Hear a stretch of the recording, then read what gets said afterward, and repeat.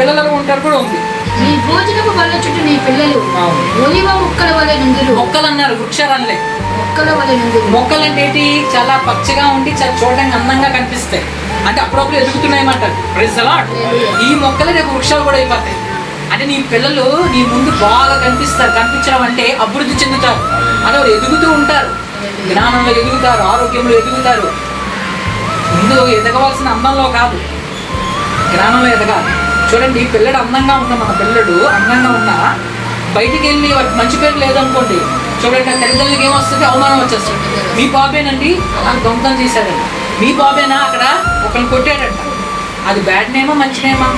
Bad name. కానీ మీ బాబు అందం కాదు, ముందు బాగా జ్ఞానం ఉందనుకోండి, బాగా చదివే వ్యక్తి అనుకోండి, మీ బాబేనండి ఆ మంచి పని చేశాడా, చాలా బాగా చదువుకుంటాడండి, మీకు ఎలా ఉంటుంది? అప్పుడు చాలా ఆనందంగా ఉంటుంది.